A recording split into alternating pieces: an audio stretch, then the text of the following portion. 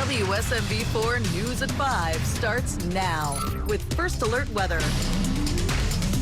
Temperatures keep going up here in Middle Tennessee. Good evening and thanks for joining us tonight. I'm Courtney Allen. Despite the heat, more than 1,000 people are expected to celebrate Pride this weekend in downtown Nashville. Many of them were out today.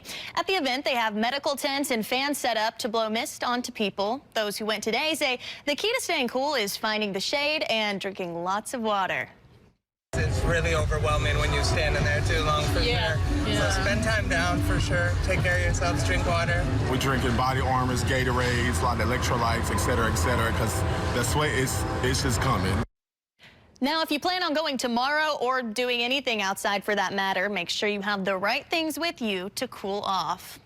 And some tips for that from the National Weather Service include limiting your time outside, again, drinking lots of water and avoiding alcohol. Wear light clothing and sunscreen, and never leave children, pets, or the elderly inside of a parked car. And if you need to work outside, it's best to do that early in the morning or the evening.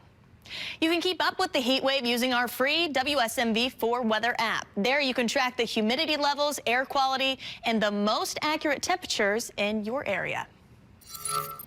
One person is dead and 7 more in the hospital after a shooting at a Louisville nightclub.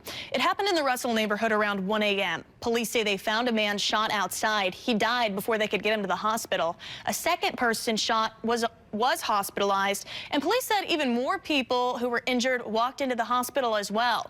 There's no suspects at this time. Police are trying to find out if the shooter or shooters had any connection to the victims.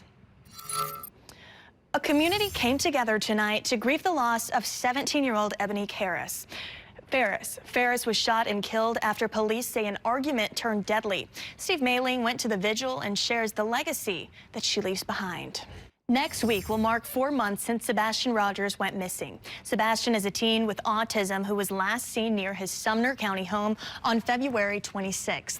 Since then, police have searched around his home, bodies of water, and landfills in hopes of finding some clue that'll lead them to Sebastian. Police say that they have not stopped looking for him and will continue to follow up on any tips they get. You can hear from Sebastian's family right now on our free WSMV4 News app.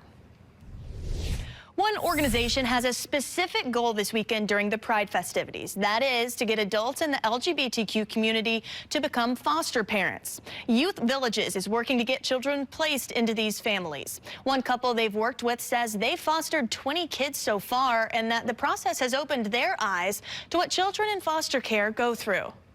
Sometimes I get backlash about, well, they need a mother figure, they need a father figure, they need a male and a female, they need this, they need that. No, they don't. They need love, structure. That's all they need. Step up and be that parent or be that someone for that kid. You can hear that family's full story right now on our WSMV4 News app. There you can also find the qualifications to foster if that's something that you're interested in. For context, in Tennessee, over 6,000 children are currently in foster homes, and DCS says there are still 170 kids in state custody with no home to go to. Images released in December 2022 showed the living conditions of homeless children, making beds under desks in DCS offices and refrigerators there filled with junk as their only access to food. Coming up after the break, we're learning more details about the suspected shooter who took the lives of 3 people in Arkansas yesterday. The man accused of opening fire inside an Arkansas grocery store yesterday is expected in court on Monday. He's accused of killing 3 people and hurting 10 more at the Mad Butcher store in Fordyce. Police say 44-year-old Travis Eugene Posey is the suspect. He was also wounded and taken into custody and is now expected to be charged with 3 counts of capital murder and could face more charges as well. 2 officers were among those hurt, but will be okay. Rising floodwater trapped people today in Sioux Falls, South Dakota. The city issued an emergency declaration this morning when heavy rainfall caused flash flooding. 30 people were rescued from a flooded campground area, and 2 more people and a dog were rescued from different vehicles in high water. Everyone, though, is expected to be okay. And in Iowa, some people in the town of Rock Valley had to be evacuated due to extensive flooding early this morning. A flash flood emergency was issued overnight, and a disaster emergency proclamation was issued for 21 counties amid severe storms and flooding. There may be excessive rain in northern Iowa tonight. Parts of the area has already seen at least 10 inches of rain.